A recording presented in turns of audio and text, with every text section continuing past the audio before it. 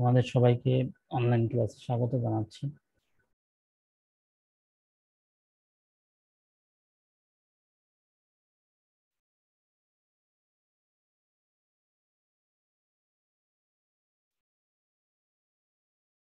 আজ আমরা পদার্থবিজ্ঞান প্রথম পত্রের ষষ্ঠ অধ্যায় মহাকর্ষ ও অভিকর্ষ সম্পর্কে আলোচনা করব।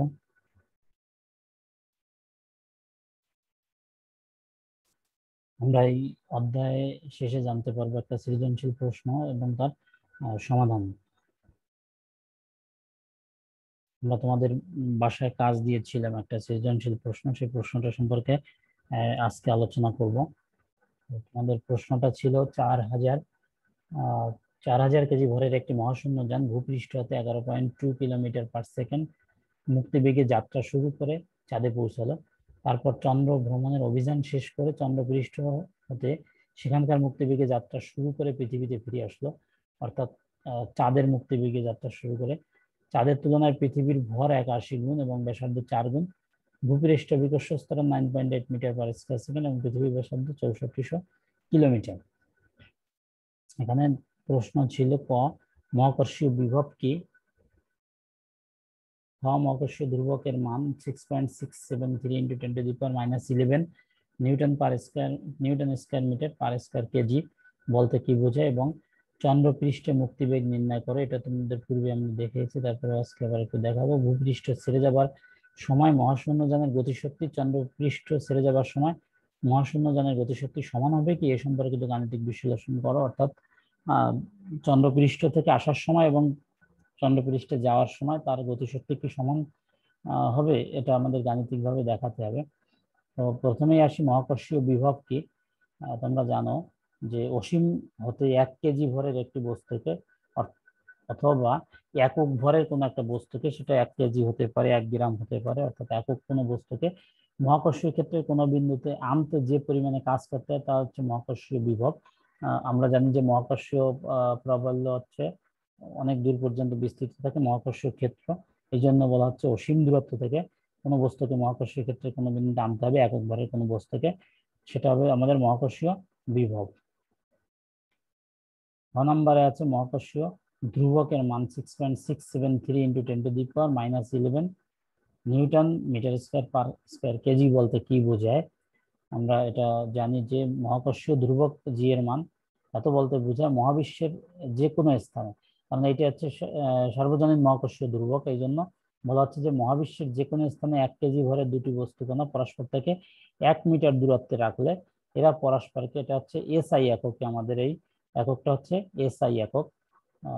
তাহলে এসআই এককে আমরা বলতে পারি যে 1 কেজি ভরের দুইটা বস্তু যদি 1 মিটার দূরত্বে রাখি তাহলে পরস্পরকে এরা 6.673 × 10⁻11 নিউটন পরিমাণে মহাকর্ষীয় বলে আকর্ষণ করবে। অর্থাৎ 1 কেজি ভরের দুইটা বস্তুকে যদি 1 মিটার দূরত্বে রাখি তাহলে তারা এই পরিমাণে বলে তারা আকর্ষণ করবে।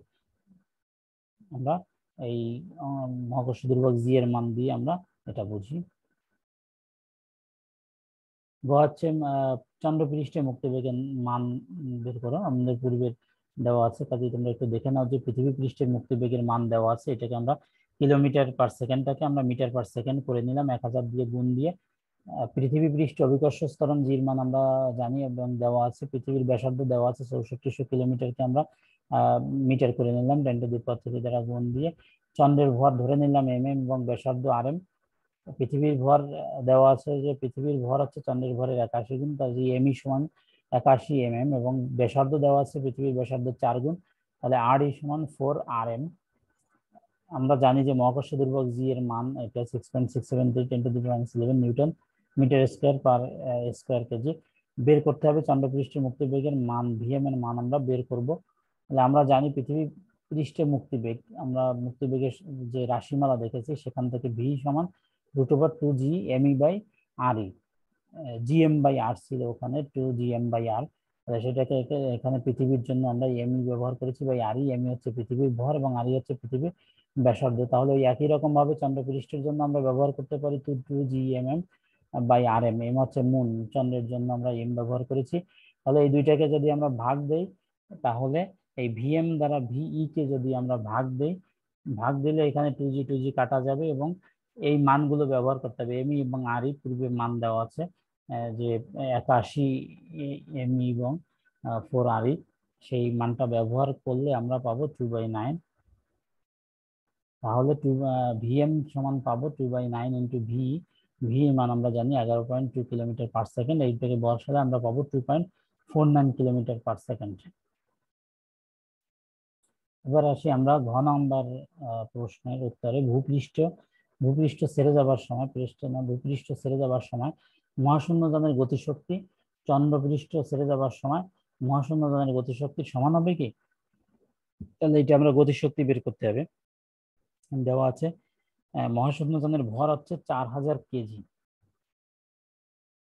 ভূপৃষ্ঠে ছেড়ে যাওয়ার সময় তার গতিশক্তিকে ধরে নিলাম ই অফ কে।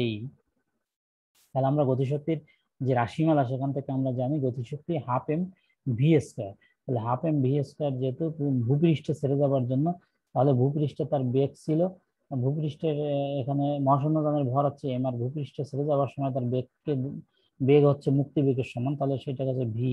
তাহলে হাফ এম ভি স্কোয়ার। তাহলে এর মানটাকে আমরা পাবো হাফ। এম এর মান হচ্ছে 4000 কেজি, আর ভি 11.2 কিলোমিটারকে আমরা মিটার পার সেকেন্ড করে নিলাম। তাহলে এটা পাবো এর হোল স্কয়ার। এইটাকে যদি আমরা ক্যালকুলেশন করি তাহলে পাবো 2.5088 ইন্টু 10⁻11 জুল। এই গতিশক্তির একক হচ্ছে জুল, তাহলে এখানে আমরা জুল ব্যবহার করছি। এটা হচ্ছে ভূপৃষ্ঠ থেকে যখন আমরা নিক্ষেপ করব, অর্থাৎ উড্ডয়ন করব আমাদের মহাশূন্যযান, তখন তার গতিশক্তি হবে এত জুল।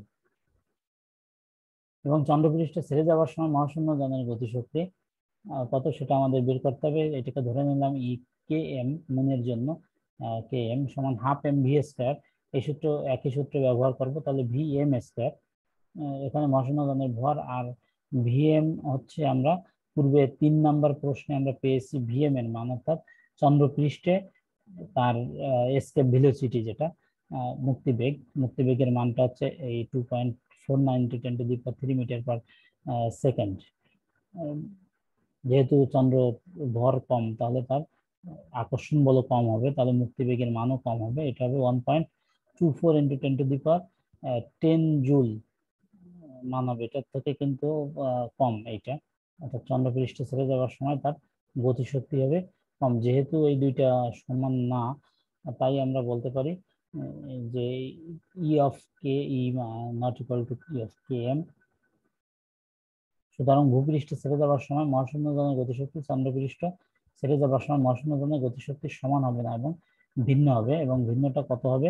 যে মহাশূন্য চন্দ্রপৃষ্ঠ থেকে যখন ছেড়ে আসবে তখন তার গতিশক্তিটা হবে পৃথিবী পৃষ্ঠ ছেড়ে যাওয়ার থেকে গতিশক্তিটা কম হবে।